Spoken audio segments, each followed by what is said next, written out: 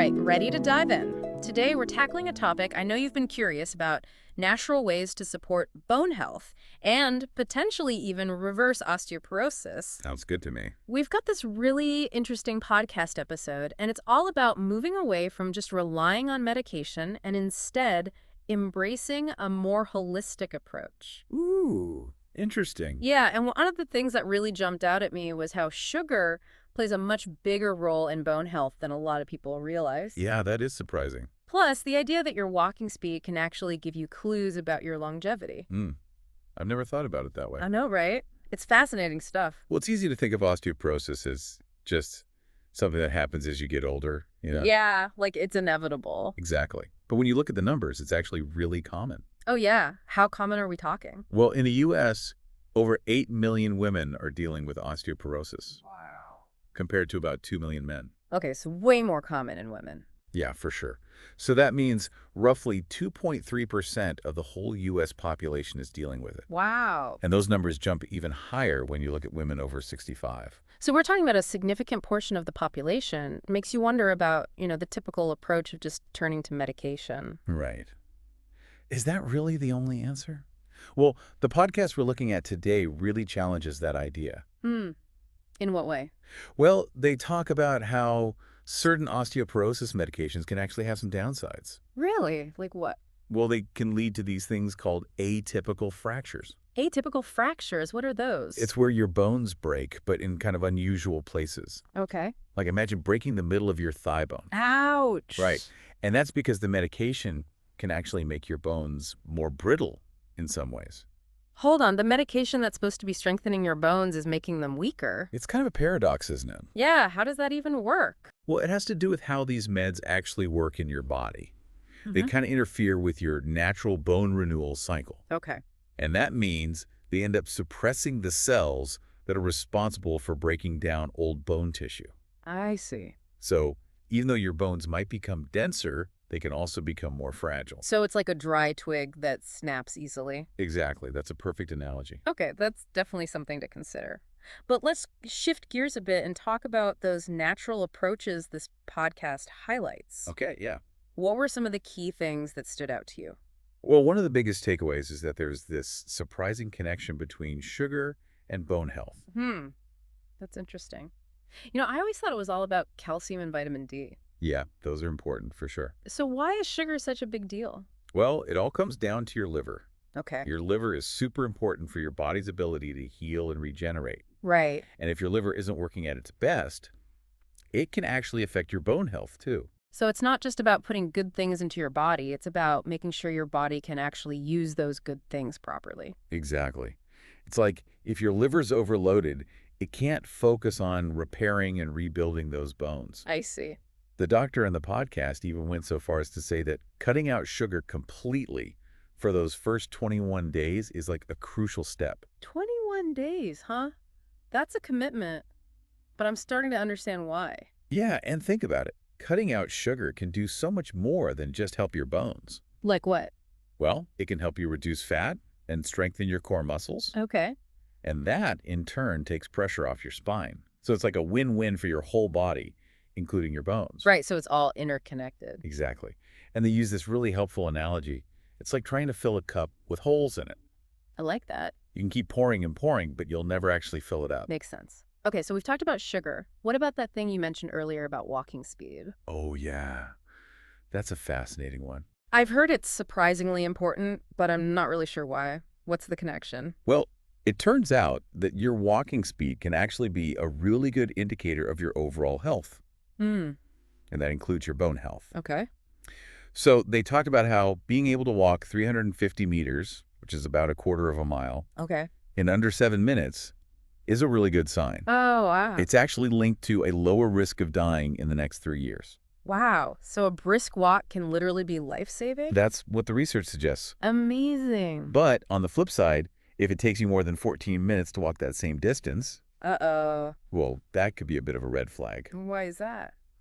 It suggests a higher risk of falls and fractures Okay. because it could mean there are some underlying issues going on that are making you more vulnerable to those kinds of injuries. So it's not just about the bones themselves, right? Right. It's also about muscle strength and balance and, your overall nutrition. Exactly. The whole package. So if someone's walking speed is slow, should they be seriously concerned? Or is this more of a general guideline? That's a great question. And honestly, it's probably a good idea to talk to a doctor if you're worried. Yeah, makes sense. But what did the experts in the podcast episode say about it? Well, they mentioned that a concerning 15% of people who take longer than those 14 minutes to walk that distance don't even make it a year. Whoa, okay. That's a powerful statistic. It really puts things into perspective, doesn't it? Yeah, it makes you realize that something as simple as walking speed can be a really important indicator of your health. For sure. It's almost like a built-in health monitor. Right. So we've talked about sugar and walking speed. hmm What other natural strategies did they recommend for improving bone health? Well, one that really caught my attention was something called the rice sock exercise. Rice sock exercise. That sounds interesting. What is that? It's pretty much exactly what it sounds like. You take a sock, fill it with rice to give it some weight, Okay. and then you just toss it back and forth between your hands. Oh, I love that. It's so simple. Right. But it's all about improving your reflexes and your hand strength. Okay. So the idea is that if you can react quickly and you have a good grip, you're less likely to fall in the first place. Oh, that's smart. It's like building in a safety net. Exactly. And they also talked about how important hand strength is just for being able to grab onto something if you do start to lose your balance. Yeah, it's like that extra layer of protection. Yep, exactly. Okay, so rice sock exercises. What else? Well, they also talked about intermittent fasting, Oh, interesting. specifically the 16.8 method. Okay, and remind me, what's that one again? So you eat within an 8-hour window and then fast for the remaining 16 hours of the day. Right, right. And the idea is that this gives your body a chance to repair and regenerate. Including bone tissue. Exactly. I've heard a lot about the benefits of intermittent fasting, but I didn't realize it could be good for your bones too. Yeah, it's amazing how interconnected everything is. Did they talk about diet at all? Any specific recommendations beyond cutting out sugar? Well, they had one pretty bold suggestion: Oh, what's that? ditching processed foods for 100 days. Wow, 100 days. That's a long time. It does sound like a lot, but they emphasize that you don't have to jump right in. Oh, okay, yeah. You can start with just 3 days, Okay. then maybe try 21 days, Okay. and eventually work your way up to the full 100. That makes it seem a little more manageable. Right. It's all about those baby steps. So no processed foods. Right. What about things like coffee and tea? Are those okay or are those off limits too? Good news for coffee and tea lovers. They actually gave those the green light. Phew. My morning coffee is safe. Absolutely. Just skip the sugary lattes and pastries. So ditch the donuts, not the coffee. I like that. Yeah, it's all about those small, mindful choices. Exactly. Yeah. And that was a big theme throughout the podcast, making those small changes that add up over time. I'm already feeling inspired to make some changes. I love this idea that we don't just have to accept declining bone health as we age. Yeah. It's so empowering. It sounds like we have a lot more control than we might think. What stands out to you as the most important takeaway so far? I think for me, it's the emphasis on walking speed as a vital sign. It's just so simple and accessible. Yeah, you're right. It's something we can all pay attention to and track over time. Exactly. It's amazing how something as simple as our walking speed can reveal so much about our health. It really is. And, one thing that really stuck with me was how they emphasized walking with a bounce. Oh, yeah. Like a 3-step rhythm. It's such a great visual, isn't it? I love it. It's like turning an ordinary walk into a little dance party. Exactly. They mentioned that even just 15 minutes a day, broken up into smaller chunks, can make a difference. So it doesn't have to be this huge, overwhelming thing. Right. It's about finding what works for you and fitting it into your life. I'm really excited to incorporate some of these strategies into my own life. What I love about all of this is that it's not about making these drastic changes. Totally agree. It's about those small, sustainable tweaks that we can actually stick with. Exactly. And it's about letting our bodies respond to those changes and seeing what happens. And you know what? We're just getting started. Oh, there's more. There's so much more to unpack in this deep dive. I can't wait. It's going to be fascinating. Welcome back to our deep dive on osteoporosis. We always talk about this as like an older woman's issue, but shouldn't we all be thinking about this no matter what age we are? You're absolutely right. Building strong bones, it's important for everyone at every age. Exactly. And it sets you up for a lifetime of, being able to move well and all that. For sure. So one thing that caught my attention was when Alex and Jamie, the hosts of the podcast we're looking at, mentioned shrinking height Oh, yeah. as like a sign of osteoporosis. I was kind of surprised by that. Can you tell me a little bit more about what they said? Sure.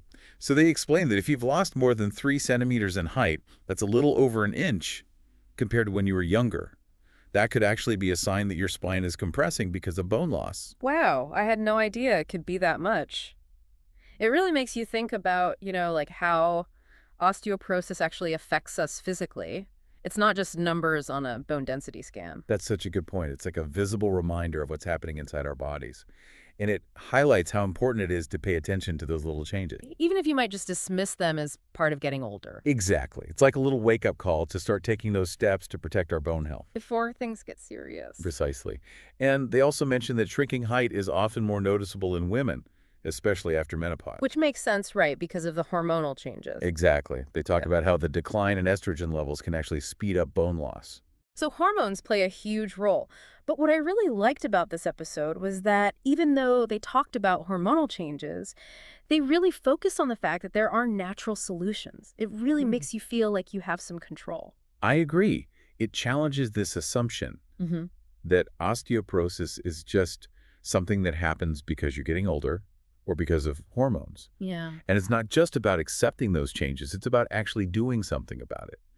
And they offered this whole toolkit of natural strategies that people can use. That's so empowering. It's like we're not powerless against this. We can take control of our bone health. For sure. It reminds me of what we were talking about earlier with, like the bounce walking technique. It's not just about walking to get from point A to point B. It's about moving in a way that actually benefits our bones. Like being mindful of how we move through the world. Exactly. And they even said that short bursts of walking, even just like 5 or 10 minutes at a time, can be beneficial. Yeah. So it's about consistency and finding ways to fit movement into our busy lives.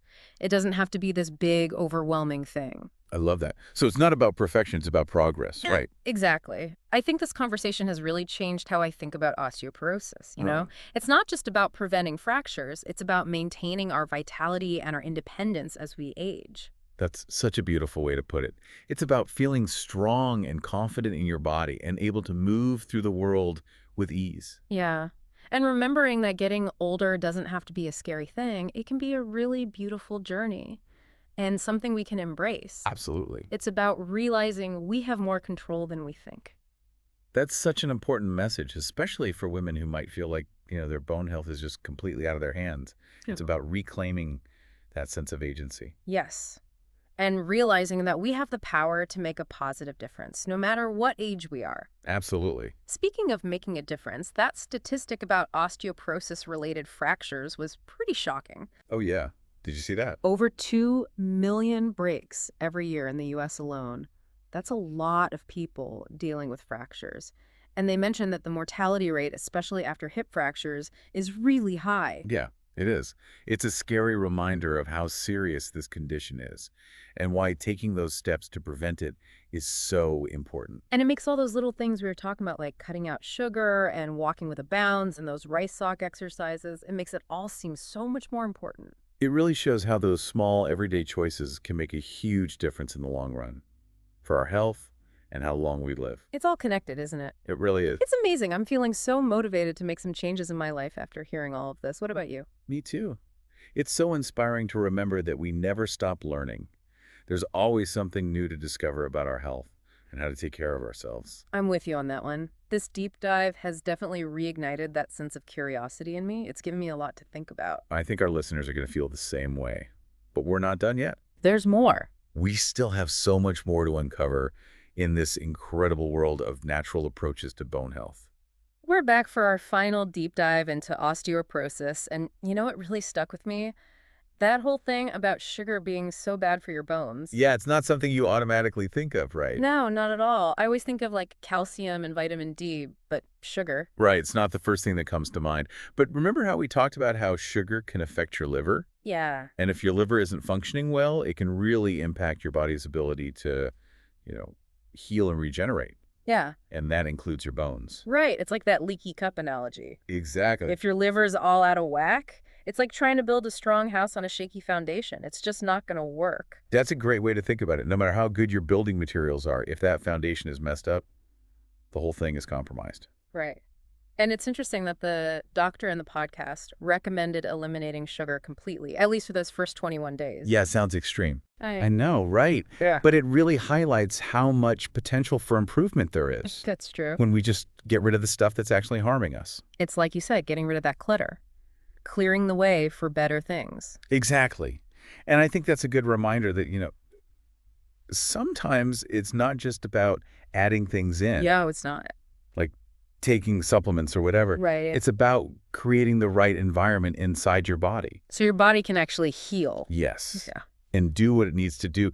And I think movement plays a huge role in that too. Absolutely. Remember we talked about walking speed Yeah. being such a strong indicator of your overall health? Right. And how if you can walk those 350 meters in under 7 minutes, that's a good sign. Yeah. Lower risk of dying in the next 3 years. It's amazing. It's pretty incredible, isn't it? And I never really thought about walking in that way, like, wow, it could actually be life-saving. It's powerful. But on the flip side, if it takes someone more than 14 minutes to walk that same distance, well, that could be a sign that something else is going on. Yeah, like maybe some underlying weaknesses that could make them more susceptible to falls. Exactly. It's a good reason to pay attention. And maybe even, talk to a doctor just to see what's going It's on. a proactive, right? Yes. Always a good idea. And it's a good reminder that even though, some of these things sound scary, it's never too late to start making those changes. I completely agree. It's never too late. Even those little things. Those little things add up. The bounce walking, Right. rice sock exercises, all that stuff. Exactly. And it doesn't have to be a chore. Remember how they talked about turning a walk into a dance? Yeah. Like finding those ways to make Yeah, it fun? Make it sustainable. Exactly. So I think the big takeaway here is that we actually have a lot more control over our health than we realize. Way more. It's all about making those choices, taking those little steps. And believing in your body. It's pretty incredible what our bodies can do when we give them what they need. That's a really good point. So as we wrap up this deep dive on osteoporosis, what's the one thing you hope our listeners take away from this? I want them to remember that osteoporosis is not a life sentence.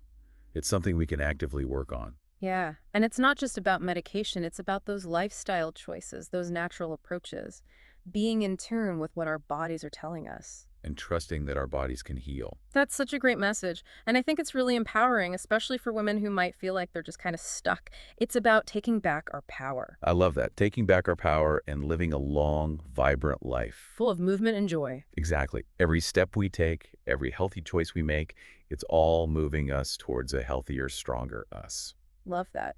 And that's a great note to end on. Thanks for joining me on this deep dive. And to all our listeners out there, keep moving, keep exploring, and keep believing in those incredible bodies of yours. Until next time.